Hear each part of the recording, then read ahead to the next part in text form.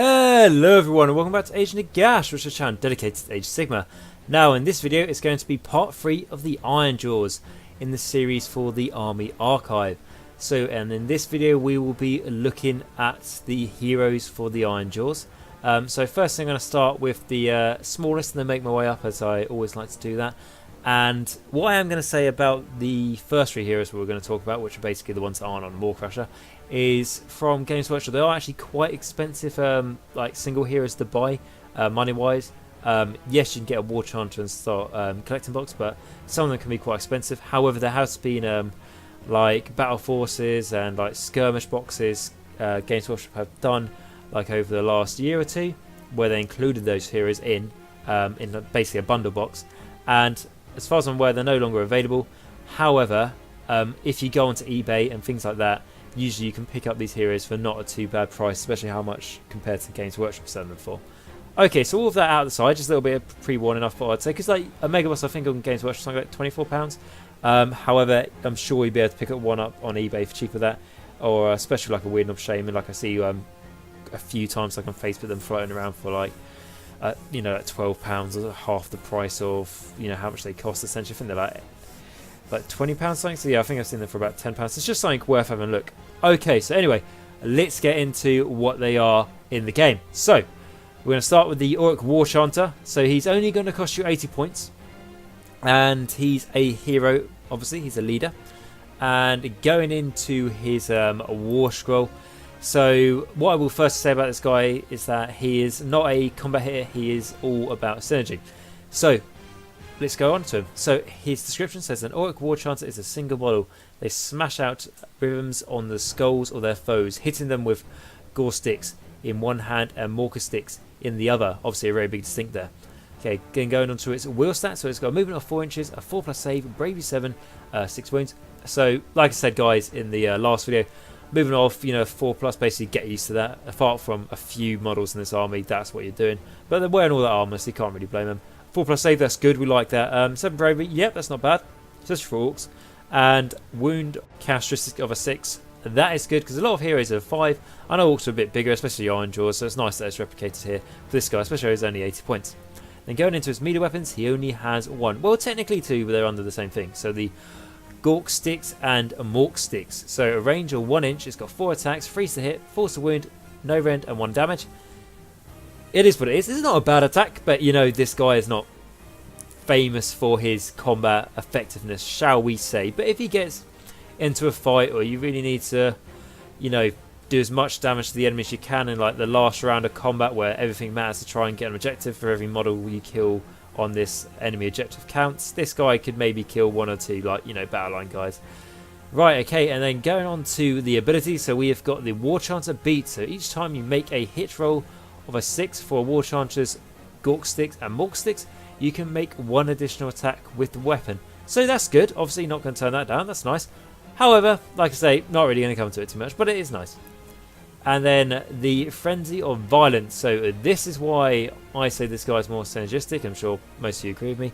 And why you don't really want to get into combat too much is because this ability of Frenzy of Violence says pick 1 Ironjawz unit that is within 10 inches of the Warchanter in your hero phase. You can add 1 to hit rolls made for that unit in the following combat phase. Okay, so the Ironjawz don't have loads of ways to boost their combat effectiveness. They have a few, but they don't have loads in the army, as it is quite a small army. So this is an ability that gets used a lot. I didn't have a Warchanter in my small like brute force I told you guys about. However, if I did, I definitely would have put obviously his ability onto the brutes. Just makes them that much more better in combat. Hugely, just getting that +1 to hit, especially good. People put it on, you know, Gordrakks. People even put it on, you know, Megabosses, and people, you know, especially put it on the Maw-krushas as well, which has made them horrendously good. And it's just like 1 ability. And the nice thing is, if you're putting it on, let's say, a big unit of our boys as an example, or a big unit of brutes, or, you know, Gordrakks, whatever, you have to be within 10 inches of this guy, not wholly within 10 inches, it's just 10 inches. So you can just tag 1 model, you know, out of the big unit to count being within range. So that's a nice thing to see here, because otherwise if it was wholly within 10 inches, then you would have to try and measure it all, and it would just be a nightmare. This guy would have to be in the middle of everything, and it'd be a lot harder to get off essentially. So yes, that is a good ability, and in an Ironjawz army, as far as I'm aware, you need one of these guys in your army to make the most of it. Unless you're really, really tight on points and you're going like a different route, I'd say definitely chuck this guy in 100%. And then going on to the keywords, we've got Destruction, Orc, Ironjawz, Hero, Totem, and Warchanter.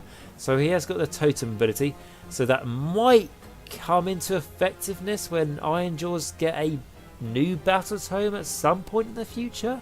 I mean, there's no hint on when that's going to be. I heard that they're going to be updating the Ironjawz and, you know, like the older battle tomes, the first one sort of that came out, so presumably the Ironjawz, at some point this summer. However, that's just a rumour I've seen on the internet, so it doesn't mean it's true, but it would be nice, and if they did, it would be nice, because it's a totem, if they gave, you know, totem artifacts for him, would be pretty cool. Or maybe even make a Orc Warchanter with a banner instead of the Frenzy Violence ability, to basically give him different ways to, you know, enhance the rest of your Ironjawz.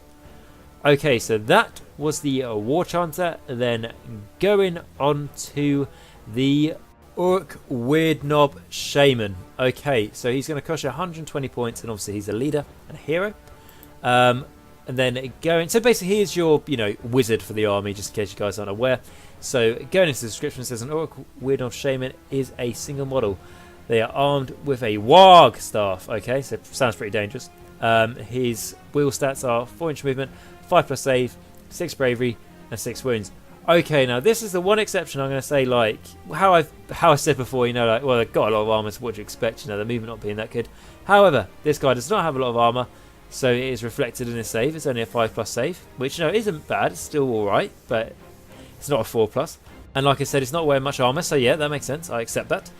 However, why is his movement still only 4? If you're going to make his save worse, make his moving characteristic go up. I don't know, make it up like 1 or something, make it a 5. And that doesn't hugely impact in the game. Yes, there's like certain situations where it would, but like, why? That's not much to ask. It would make me a lot happier. And I think that's me being incredibly picky, but that's something that has always annoyed me a little bit, because I had one of these in the army and I did love him. He was called Life Sucker, and basically was draining life out of a like corpse and all that sort of thing. And then I saw a Warcraft movie and I realised they did the idea before me. So yeah, that was someone called Gul'dan or something like that. But yeah, that was a funny coincidence, and I watched that film and was like, oh my god, this is just like my guy. Anyway, so going on to his like I say, his wheel stats. Like I say, save 5+, yeah, that's not bad. Bravery 6, yeah, that's a bit lower. We're looking at a brute sort of bravery here, which, you know, could be worse always. Like, you know, you got Skaven bravery, of course, to think about. However, it won't come into effect too much, you know, because obviously it's not a unit of multiple models for battle shock reasons. But when the enemy just Banshee screams at you and Terror screams and all those sorts of things, it is something you have to bear in mind. Like if you're playing against a Terrorgeist, flesh at your courts, and just remember that this guy with this Terrorgeist, if it's on full health and it screams at your, you know, your Shaman, basically how the Terrorgeist works is that it rolls the dice and plus sticks to it, and then the difference between that and your bravery characteristic is how much mortal wounds you take, and the Terrorgeist can take an artifact, basically, well, if there's a Ghoul King on it, to make you -2 bravery. So he could one-shot this guy, but that is a very, very specific situation I'm talking about, but I'm just trying to put in perspective of why it's something to bear in mind. And then going on to his wounds, he has got 6 wounds, so like I say, nice and tough, that's what we like to see. And then going on to the melee weapon, so we've got the Warg Staff. So 1-inch range, D3 attacks, force to hit, freeze to wound, minus rend, D3 damage. So basically it's a like sort of lucky supercharged wizard staff. Exactly the same stats pretty much as most of the wizard staffs. However, it gets D3 attacks rather than 1. So it can do quite a bit of damage, I think. With Micah, I think like a few times I managed to do like 5 damage of him against, like, you know, basically cheap battle line units, but, you know, still like 5 models dying, which is pretty good for a wizard. So yeah, that's pretty good. And then going on to his ability, so he's got Power of the Warg. So add 1 to Weirdnob Shaman's casting or binding rolls if there are 10 or more Orc models within 10 inches. Add 2 to the roll instead if there are 20 or more Orc models within 10 inches. However, if the casting or binding roll was a double, then the closest Orc unit within 10 inches suffers D3 mortal wounds. Okay, guys, so yeah, obviously, you know, risk rewards, like you want to have lots of Orcs around him, but, you know, like if he gets a double, then, you know, like something's going to take damage. However, that's not really going to be enhanced by how many orcs you have around him. So you want to have this guy in the middle of your, like your brutes or on your Ard boys, something like that, very popular with Ard boys. And yeah, have him that way just to give his bonuses to cast, and so you'll see later why we want him to have bonuses to cast. Now, going on to the fact that then the closest Orc unit within 10 inches suffers D3 mortal wounds. When he gets a double when he's casting. Now, I don't know if this has been FAQ'd since I played a little bit of Ironjawz, but how I read this is a model is always within range of itself for its own abilities. So, if that is the case, which it is, the Orc unit that's closest suffers the mortal wounds. He has also got the Orc keyword, the Weirdnob Shaman. So, he is always going to be the closest Orc unit to himself. Technically, that's how it works.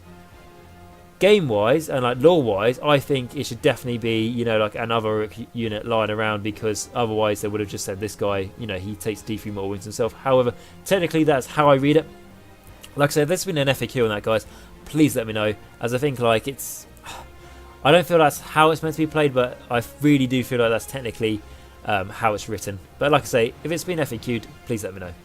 And then going on to the magic, it says a Weirdnob Shaman is a wizard. They can attempt to cast one spell in each of your hero phases and attempt to unbind one spell in each of the enemy hero phases. They know the Arcane Bolt, Mystic Shield, Green Puke and Foot of Gork spells. Right, so you know what Arcane Bolt and Mystic Shield is, so then going on to his unique one. So we've got the first one, Green Puke. Green Puke has a casting value of 8. Draw a straight line 2d6 long from the mouth of the shaman. Each enemy unit crossed by the line suffers D3 mortal wounds.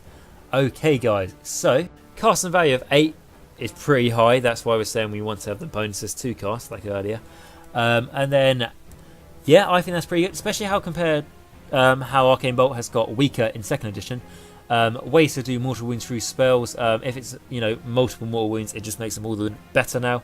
Essentially, as this is only, you need another 3 onto Arcane Bolt for the casting value to get this.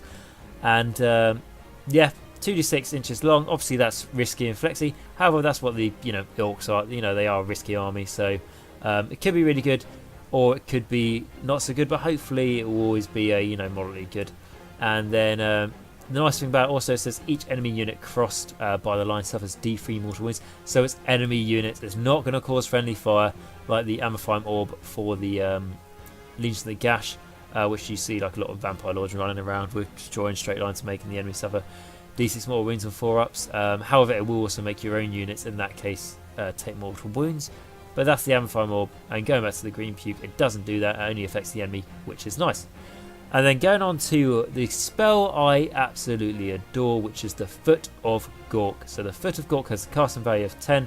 If successfully cast, inflict D6 mortal wounds on a unit within 18 inches, then roll a dice. On a 4 or more, Gork stomps again. Resolve another D6 mortal wounds on an eligible unit. Gork keeps on stamping until you fail to roll a 4 or more. Now, casting value of 10, first off, this is why you really want to make sure there's enough orcs in range for him to get the ability. How I used to do this is basically have this guy on a Balewind Vortex, which used to give him double range of a spell, so he would have a huge range to cast this, and I'd give him +1 to casting. And then I'd try and make sure there's enough orcs in range for him to get like +1 through that way. And yeah, basically try and maximise it as best as I can. However, a Balewind Vortex doesn't do that anymore, so I don't know if it's worth doing. But in that case, you want to have as many orcs within range of him, so you want 20 or more to give him +2 to casting, so that means this casting on 8, as you really want to get this off, because this spell can do horrendous things. If you get it off straight away, it's doing D6, and then it has the potential to just keep going. How I find when I use this guy, yes, some people say you're better off just using him to do Mystic Shields and stuff like that, but I always choose to risk it with this, just because, for a laugh guys, basically, because if this went off and it went beautifully, it would be lovely. It'd be a lovely sight to behold. And most of the times I didn't get the spell off, and there'd be games where I didn't get the spell off at all, and I'm like, well, why did they bring this guy? He didn't really do anything. However, there were also times where it did do D6 more wins, and it did more than D6 more wins. There was actually one occasion where I played a 1,000 point army, or 500, I think it was 500 point army, and it was against a Bloodbound, and basically it had like a few heroes and some Blood Reavers and Blood Warriors. And I got the Foot of Gork off, and I got it off so many times. Like, I've kept around 4-ups. I must have rolled about, I don't even know, guys, but you know, more than the average of 4-ups, shall we say. And I keep on doing D6 more wins. And I wiped out, if not his whole army, I killed all his heroes. I've killed most of everything else, and there was only a few models left on the board, I seem to remember. And yeah, that's the best the Foot of Gork has ever done. And I'm sure it will ever do with me. Even if I buy another Ironjawz army, I'm sure I'll never get better than that. That's a one-off in a blue moon, or whatever you want to call it. However, that was absolutely amazing. That was like one of the best gaming experiences I've ever had. Just basically imagine this huge green foot just stomping all these followers of Khorne into the ground, which is absolute hilarious laugh. And then I think I tried to do it again in the next turn to basically wipe out the rest of his army. However, the Weirdnob Shaman had already taken damage, and he rolled a double, and he took mortal wounds, and he killed himself. So he did amazing until he committed suicide, which, you know, is the orky, crazy way of Gork and Mork, I suppose. So yes, that went on well, and then that leads into basically why I really like this guy. Yes, he's risky as hell. Loads of people will tell you just to take a like Gordrakk Shaman instead, because I think Gordrakk Shaman's 80 points. It's so much cheaper than this guy, and he's just going to be doing the Mystic Shield that you need in your Ironjawz army, and this, that, and the other. And those people are probably right. That's probably definitely the more tactical thing to do. That's probably better sounder advice. Because how much cheaper he is, and if you want Mystic Shield, absolutely take him instead. However, I take this guy because, number one, I love the fucking model. Number two, he's actually got a decent combat attack, which, you know, he's got a really orky attack. He's got the warg stuff, you know, what you expect. And thirdly, and most importantly, I just love the Foot of Gork spell. It's absolutely beautiful, guys. Like I say, you might take this guy to games, he might never get it off, but the one time he does, you know, he might only do it once, he might only do D6 more wins, he might roll out one more win, oh, you know, so disappointing.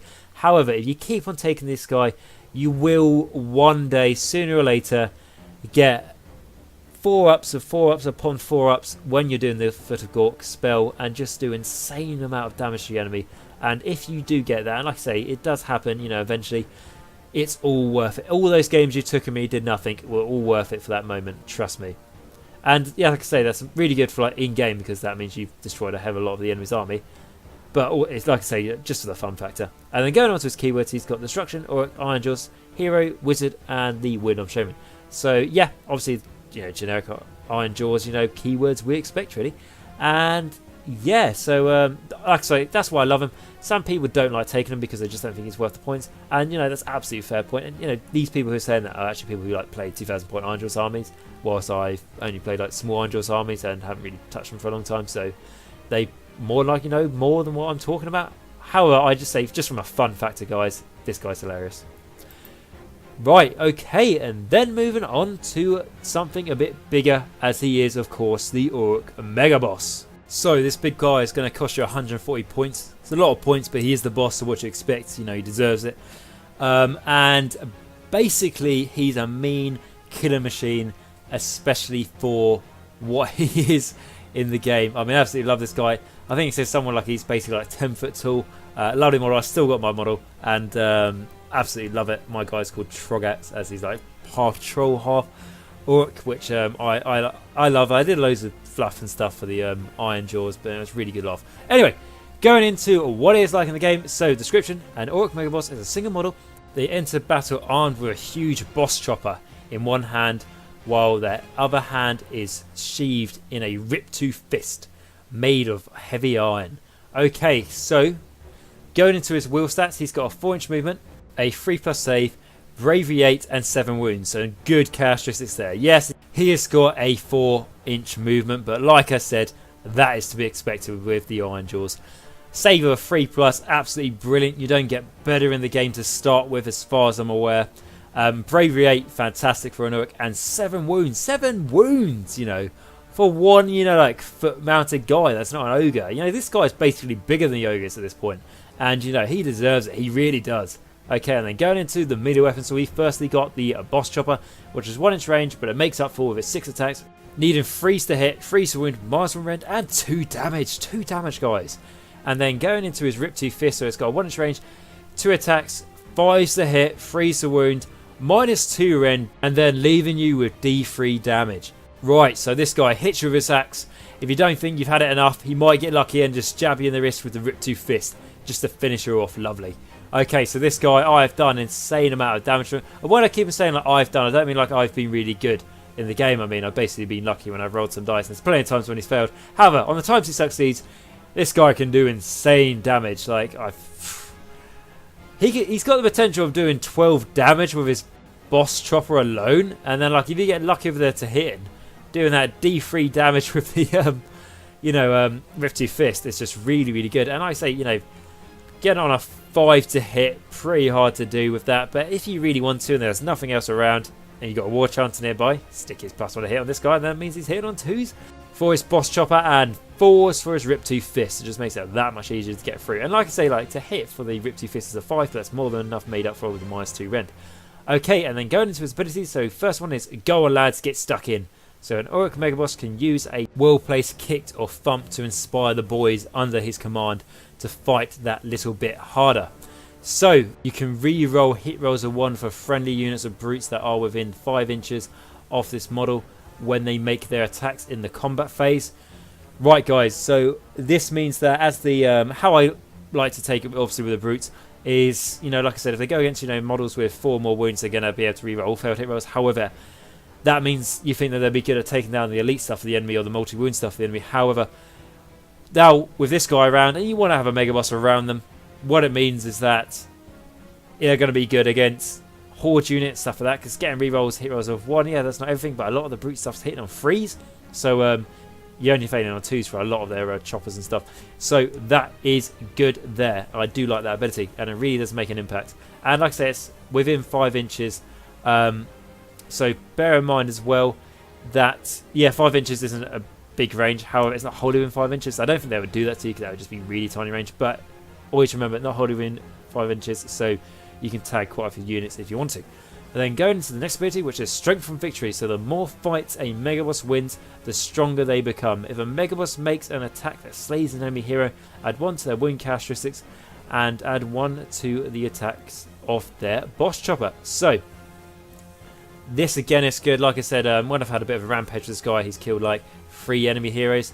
As essentially the more heroes he kills, the easier it is for him to kill heroes. And they've just been like 30 heroes. One of them's like a skink priest, so he didn't really stand a chance at all.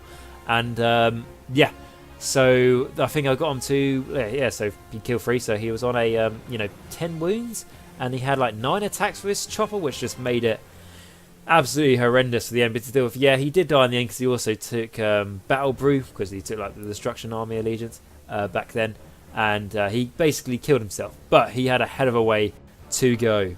Right, okay, and then moving on to his last ability, which is his command ability. So it's titled Warg, so very fitting. It says if a Megaboss uses this ability, count up the number of Ironjawz units within 10 inches of them at the start of the combat phase of the turn, and roll a dice. If the roll is less than or equal to the number of units, then this model and all models in those units make 1 extra attack with their melee weapons in that combat phase. If the roll is a 6 or more, and there are at least 6 Ironjawz units within 10 inches of this model, then make 2 extra attacks rather than 1. Okay guys, so what I always used to do with my Megaboss, I didn't used to do this just because Inspiring Presence that much better. However, in the 2nd edition, now that you can do more than 1 command ability, this command ability definitely has a lot more value, I'd say. And especially if you can, like stack your command ability, so you can go, I can do this and I can use Inspiring Presence for later. And yeah, I mean, obviously it depends. The bigger Ironjawz army you've got and the more units you've got, obviously the easier chance you have of getting this off. And like I say, so smaller games like I played 1,000 point games, so I didn't really use it too much as there wasn't much need. But in big 2,000 point games, I've seen people do this. I've seen them roll 6 and there's been 6 Ironjawz units within range, and it really, really, really strengthens their attacks hugely. It's definitely, if you get it off Perfect Storm scenario, it really is the best thing you can do to your Ironjawz to affect their sort of combat effectiveness. And if you're affecting their combat effectiveness, that's something what the army prioritises in anyway. You're just making them that much better. And something good to note at last is that it also says within 10 inches, so not wholly within 10 inches, so just within, so you can tag those units in again. And then going on to the keywords, we've got Destruction, Auric, Ironjawz, Hero, and Megaboss. So just generic ones there. And like I say, guys, the Auric Megaboss is just, firstly, a lovely model. Such a fun model to use in the game. Always will not let you down. Even if he doesn't like wipe something out, he will do a lot of damage generally, unless he's like minus the hit into wound to hell, which, even if that is the case, he's got quite a few attacks, so he should get one free. But yeah, he's super good fun. He's survivable, and he's a good laugh. Right, so now that you've seen a Megaboss, how about we see one on top of one of the most angriest dragons there are in all the Mortal Realms, and that has got to be a Megaboss on Maw-krusha. So it's going to cost you 440 points. Obviously, it's a leader. Going into its war scroll, it has got a huge war scroll here, guys. So basically, what I'm going to do with this one and the next one is I'm going to put the whole war scroll into one shot. Let me know if that looks too blurry for you guys, or it's too small to read things, and then I'll change it for the next video. But otherwise, there'll be two, shots for each war scroll, which might make it a bit too confusing. So let me know. But anyway, going into this, guys. So the description: a Megaboss and Maw-krusha is a single model. The Megaboss rides in the Maw-krusha's back and is armed with a boss gore hacker and a scrap tooth, or a chopper and a rip-tooth fist. The Maw-krusha can batter opponents with its mighty fist, flatten them with its destructive bulk, or smash them with its bladed tail, while its inhaled bursting bellow can kill foes from afar. Okay, so going on to its wheel stats, obviously this guy's a monster, so it is subject to change with his movement. So his movement starts with a 12, and obviously when he takes 13 damage, it will go down to a 4, and everything in between. He's got a 3-up save, he's got a bravery 8, and he's got 14 wounds. So a movement of 12. That's not bad, especially how big and bulky this guy is. Basically, I think he can fly because he, gravity does not want to pick a fight with the Maw-krusha, something along those lines, which is pretty cool. 3+ save, really good for something this big. Yeah, of course they're tough, but really nice that it's transferred over from a normal Megaboss. Bravery 8, yep, that's the same as the Megaboss. Maybe you'd have liked it Bravery 9 because it's on such a big model. But like I said, won't come into it too much. And then 14 wounds. Yes, this guy's big, bulky. It should be that at least. So then going on to his weapon. So his missile weapon, so it's got one. It's called the Inard Bursting Bellow. So it's got an 8-inch range, 1 attack, 2 to hit, 3 to win, -1 rend, d6 damage. So short range here, guys. Only 1 attack. And to hit on a 2 and to wound on a 3 is pretty much the best characteristics you can get. And -1 rend, which is nice from a bellowing attack. And d6 damage. That's got good potential there to do a lot of damage. However, every single person I've came across who plays Ironjawz always says that this is the one thing, and they don't know why, that they can't get to hit on, or they fail to wound. Basically, nothing happens with the best and better.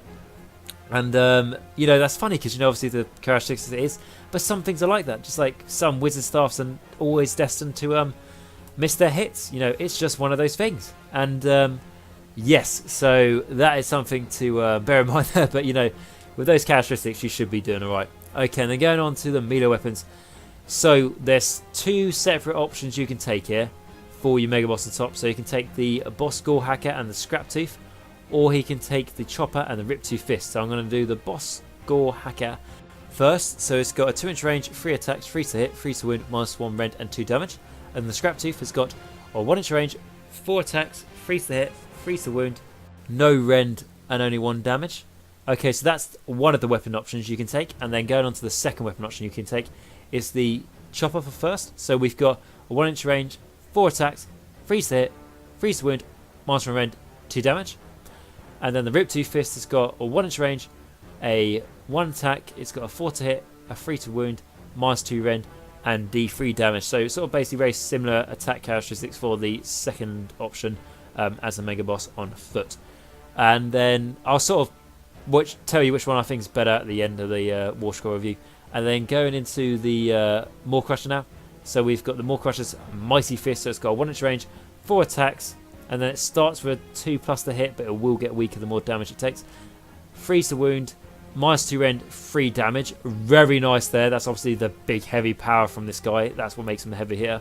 And then we've got the Maw-krusha's bladed tail, which has got a 1-inch range, d3 attacks, 4 to hit, 3 to wound, -1 rend, and 1 damage.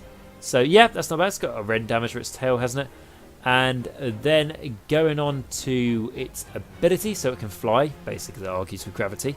And then its next ability is Strength from Victory. So the more fights a Megaboss wins, the stronger they become. If a Megaboss makes an attack with their Boss Gore Hacker, Scrap Tooth, Chopper, or Rip Tooth Fist, so basically all of the Megaboss's own personal attacks, that slay an enemy hero, add 1 to the wound characteristics and the attack characteristic of the weapon that inflicted the killing wound. Okay, so that is good there as well. It's basically just really nicely transferred over the abilities from the normal Megaboss on foot onto this guy on bigger. It's like, no, don't worry, just because this guy's on a big dragon, he's still going to get that ability. And that's what I love about the ability, because orcs get bigger and stronger the more fights they have. If they're constantly fighting, the bigger and stronger they're going to become. So it's really nice to see that's transferred into the rules as well, which is super cool. And then going into the next ability, which is Destructive Bulk. So it says, after a Maw-krusha completes a charge move, pick an enemy unit within 1 inch and roll the number of dice shown for the Maw-krusha's destructive bulk on the damage table above. The enemy unit suffers 1 mortal wound for each roll of a 4 or more. Okay, so for the destructive bulk, go into damage table, you start with 8 dice, and obviously if you take damage you get less. So, on average, when you make a charge, if you're on full health, you should do 4 more wounds to the enemy. And then obviously it changes with, the less dice you're on. However, that's very good, especially if the enemy's, if it's a weakened unit and it's only got, like 4 1 wound models left in it, because you shot it to bits with, like, I don't know, the bellow or something previous, you could finish it off, which is super cool. And that really leads on to the next ability, which is on the Rampage. So, if the wounds inflicted by a Maw-krusha's destructive bulk attack mean that there are no enemy models left within 3 inches of it, then it can immediately make another charge move and can make another destructive bulk attack after the move if the charge is successfully carried out. A Maw-krusha can make any number of charge moves like this in a single turn, as long as each one results in all enemy models within 3 inches being slain. So like I said, in that perfect scenario there where you've charged something and killed it, then you get to charge again, and you're gonna, you might kill it, depending on how many wounds and stuff it has, or at least you're gonna just do more and more wounds to the enemy. So it's really nice and cool how those two things link that, and the fact that it would have to be a really unique ability for this to happen, a really unique situation for you to be in. But it's potential for you to just keep on making charge moves here if you got really, really lucky. But like I say, that's very situational, but it's cool that exists. And then going on to the command ability, so similar to the Megaboss on foot, he has a Warg command ability. It's not just a normal Warg, it is called the Mighty Warg. So if a Megaboss or Maw-krusha uses this ability, count up the number of Ironjawz units within 15 inches of them at the start of the combat phase of the turn, and roll a dice. If the roll is less than or equal to the number of units, then this model and all models in those units make 1 extra attack with each of their melee weapons. In the combat phase, if the roll is a 6 and there are at least 6 Ironjawz units within 15 inches of this model, then make 2 extra attacks rather than 1. So that is really big. Obviously the difference between this is the increase in range compared to the normal Warg. I think that's the only difference. But yes, so bear in mind you're on a bigger base as well, so it's going to make the, essentially give you even a bigger range, let's say, in here compared to a normal Megaboss on foot. And I've already talked about why that can be really good, especially given this guy, even just extra 1 attack, or even if you're lucky and you get the extra 2 attack, makes a huge difference. I've certainly had to face it, and it was not pleasant at all. And then going on to the keywords, it's got the Destruction, Auric, Maw-krusha, Ironjawz, Monster, Hero, and Megaboss. So, Rage Neck keywords there. Right, now, so we've left the biggest and the strongest to last, and that has got to be Gordrakk, the Fist of Gork. So, in case you guys don't know who he is, he's basically the main character for the Megaboss on Maw-krusha.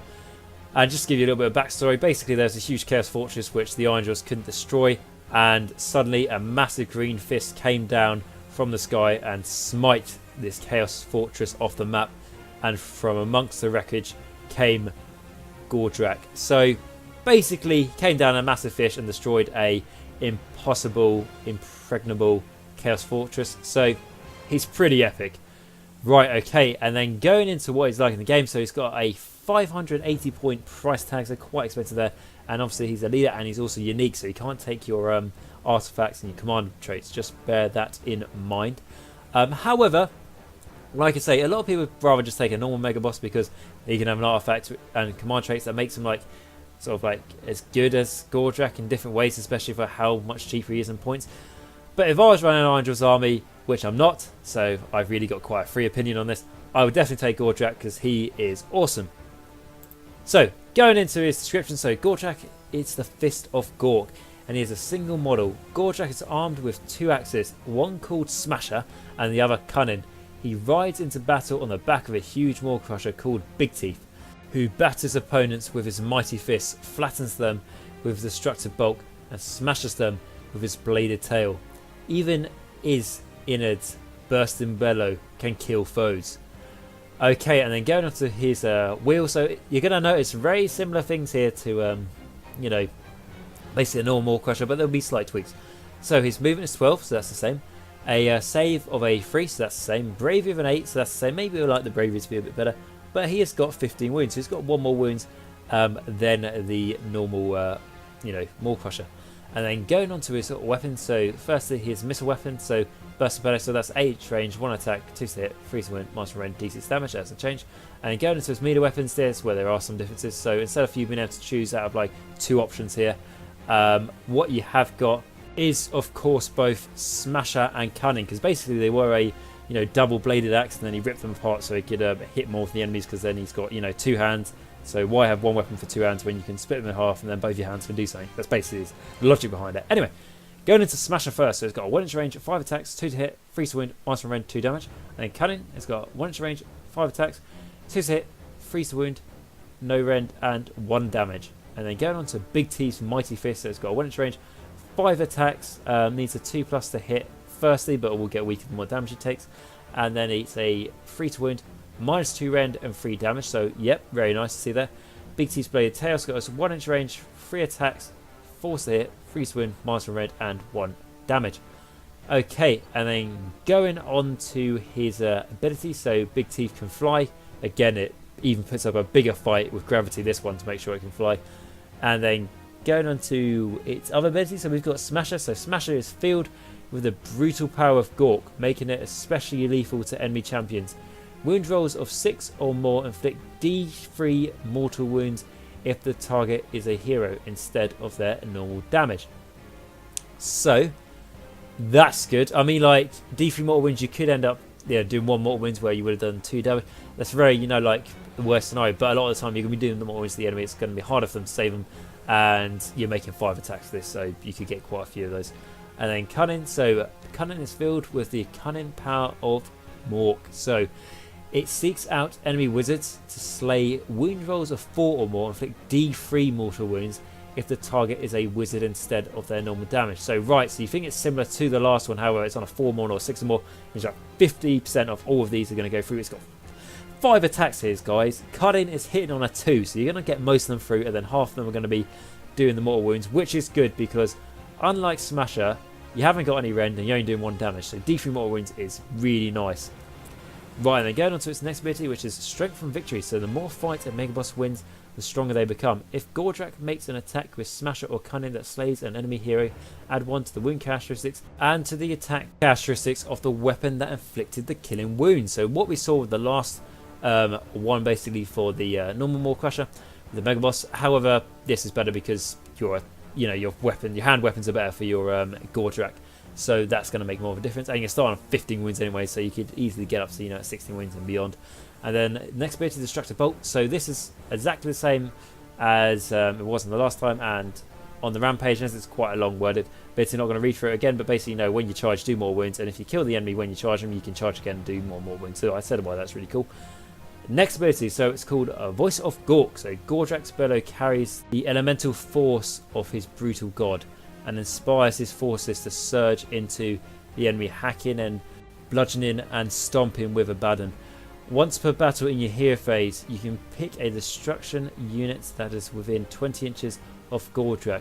In the following charge phase, that unit can declare a charge if it was within 80 inches of the enemy, and you can roll 3 dice to determine the distance it can charge. In addition, the unit makes 2 extra attacks with each of their melee weapons in the following combat phase. If the unit you choose is part of a Warchanter battalion, then these benefits apply to all other units from that battalion. Okay, so this is pretty popular for like armies that are mainly 1 battalion, like the Warchanter army that basically just gives you loads of speed. This gives you even more. I've seen it used in that. We're going to get into that when we talk about the battalions in the next video. But yeah, that's good. And also a nice thing to note here, it's not wholly within 20 inches, and it's a destruction unit. So if you're on a Grand Alliance destruction army, which, you know, if you really want to, and you have this guy in, and you've got a huge pack of Mornfang or Stonehorn, or, you know, like goblins or whatever you're doing, he can pick any destruction unit to get this ability, which is really nice to see. And then going on to his keywords, he's got Destruction, Uruk, Maw-krusha, Ironjawz, Monster, Hero, Megaboss, and Gordrakk. So again, generic ones there. Important one to note though, he's also got the Megaboss keyword, despite it doesn't have it in his name.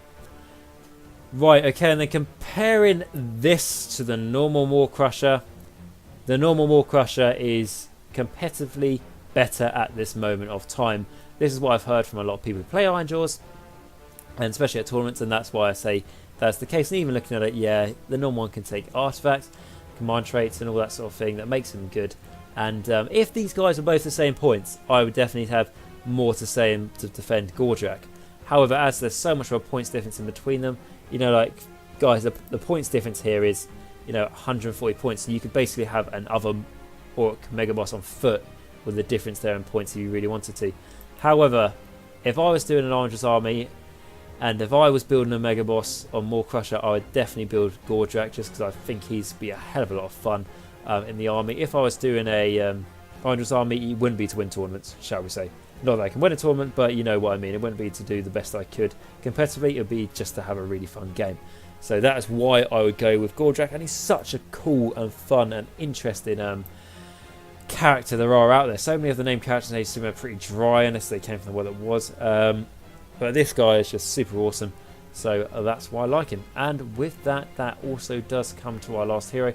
I will go back to the Megaboss and Maw-krusha though, just because I forgot. I said that I choose which weapon options I prefer, and then I forgot about it. So I would go with the Chopper and Rip 2 Fist, just because, again, with a lot of the things I'm saying for this army, it looks more fun. It's got higher damage, it's got more risk reward sort of thing. That's why I really like it. Right, and then, like I say, guys, that ends the video. So I hope you've enjoyed it, and if you have, please like and subscribe, as that does help me, as I always say, best you possibly can. It means a world of difference, and it's absolutely fabulous when you guys do that. And also, if you guys are new to the channel, bear in mind I have actually got a subscriber giveaway, which will be announced on the 15th of February, so you've got until then to subscribe to the channel to make sure you're entered into that. And if you do want to enter into that, go back to my how to enter the you know, giveaway video, which is a few videos back, not too far, back last week I think, and put a comment on that and tell me what army you do and so on. Just watch that video.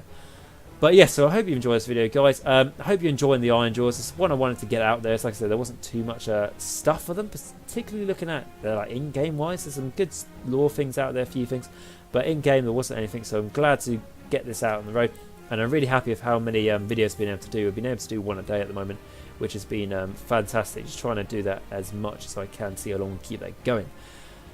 Anyway, guys, like I said, thank you very much for watching this. I hope you enjoyed it, and until next time, remember, Nagash is all, and all is one in Nagash.